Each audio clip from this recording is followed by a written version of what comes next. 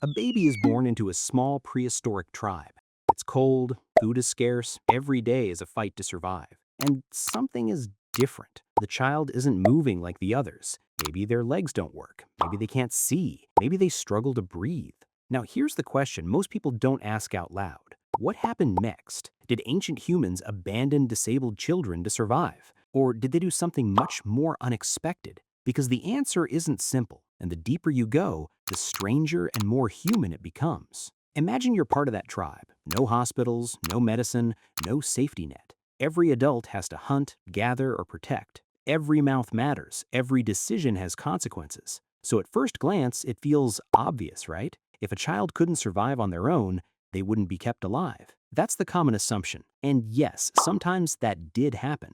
There's evidence from ancient societies like Sparta in Greece, where newborns were inspected. If a baby was considered too weak, they could be abandoned. The idea was brutal but simple. A strong society needed strong bodies. Ancient Rome had something similar. The father, called the paterfamilias, had legal authority over the household. If he decided a newborn wouldn't be raised, the child could be left exposed. And this wasn't always framed as cruelty, it was often seen as survival. But here's where things get uncomfortable. That's only part of the story. Because at the exact same time, in other places, and even in the same cultures, we find something completely different. We find care. We find effort.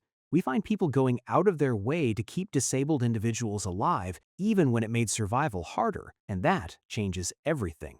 Let's go back way further than Greece or Rome. Tens of thousands of years ago, before cities, before writing, before civilization as we know it, archaeologists discovered the remains of a Neanderthal known as Shanidar I. This individual had a crushed eye socket, likely blind in one eye. His arm was severely damaged, his legs showed signs of injury, and yet he lived for years after those injuries. Years. Think about that. A prehistoric human in a harsh environment, unable to fully hunt or defend himself, didn't just survive a few days. He was cared for, fed, protected, kept alive by other people. And that's not an isolated case. Another Neanderthal, Shanidar III, had a serious rib injury, possibly from a weapon. He survived long enough for it to begin healing. There are skeletons of ancient humans with severe deformities, missing limbs, chronic illnesses, who lived far beyond what should have been possible alone, which leads to a strange realization. Compassion might be older than civilization, but why? Why would a group struggling to survive invest resources in someone who couldn't contribute in the usual way? Well, that's where that's even more interesting, because maybe they did contribute, just not in the way we expect. In small groups, survival isn't just about strength, it's about knowledge, memory, social bonds. An injured or disabled person could still teach. They could still pass down information, where to find food, how to avoid danger, how to make tools. They could watch children. They could strengthen group cohesion. And in a dangerous world, trust and cooperation might matter just as much as physical ability. So keeping someone alive wasn't always a burden. Sometimes it was an investment. But even that isn't the full picture, because human behavior isn't purely logical, it's emotional. Parents don't look at their child and calculate survival odds like a math equation.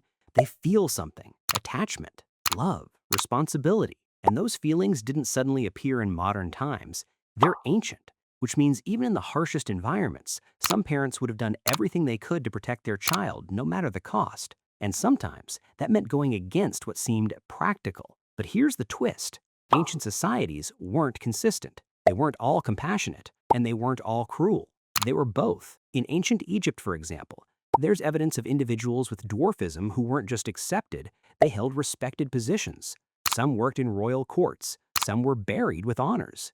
In other cultures, physical differences were sometimes seen as spiritual or symbolic.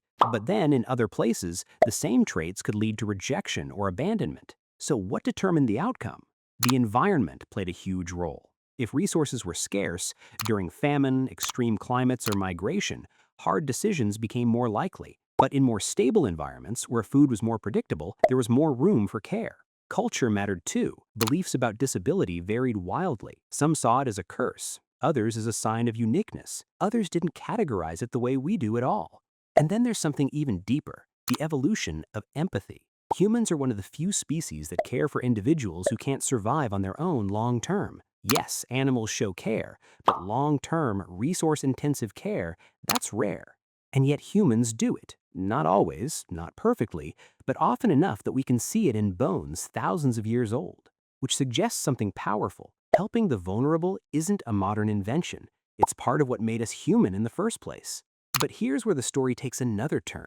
Because when we talk about disabled children in ancient times, we're using modern categories. Back then, there wasn't a clear label. There wasn't a diagnosis. There was just a difference. Some differences were visible. Some weren't.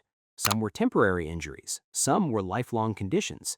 And how people responded depended on context. A child who couldn't walk might be seen as helpless in one group, but in another, they might still find a role. A child who struggled to communicate might be misunderstood, or they might be integrated in ways we don't understand today. We're trying to map modern definitions onto ancient lives, and that can distort the picture. The one thing is clear, there was no single rule. Now let's zoom out, because this isn't just about ancient history, it's about something bigger. For most of human existence, survival was uncertain. Every day was a risk, and yet, even in that world, humans sometimes chose compassion over efficiency. They carried people who couldn't walk. They fed people who couldn't hunt. They protected people who couldn't fight. Not always, but enough to leave a mark in the archaeological record. And that raises a question. If compassion existed even when survival was fragile, what does that say about us? Because today, we live in a world with medicine, technology, and systems designed to support people. And yet we still debate how much care is too much. We still struggle with inclusion. We still question value in terms of productivity, which is strange when you think about it. Because tens of thousands of years ago, people with far fewer resources sometimes made space for those who needed help, not because it was easy, but because something in them pushed them to do it anyway. And that something might be one of the oldest traits we have. But don't romanticize it too much. Ancient life was still harsh. Some children were abandoned, some didn't survive. Some communities made choices we would find deeply uncomfortable today. This isn't a story of pure kindness. It's a story of tension between survival and compassion, between fear and care, between logic and emotion. And humans have always lived in that tension. So when you ask, what did ancient humans do with disabled children? The real answer is everything. They abandoned some. They cared for others. They adapted. They struggled. They made impossible choices. And sometimes they surprised us. Because buried in ancient bones is a quiet message. Someone was loved enough to be kept alive. Someone was valued enough to be protected. Someone mattered, even when it wasn't easy. And that changes how we see the past. Because it's easy to imagine ancient humans as purely brutal, purely survival-driven. But the evidence tells a different story, a more complicated one, a human one, where even in the hardest conditions imaginable, people still made room for each other. And maybe that's the real point. Not what they did, but what it reveals. That the instinct to care, especially when it's difficult, might be one of the oldest things we have. Older than cities, older than writing, older than history itself. And once you see that, you can't really look at humanity the same way again.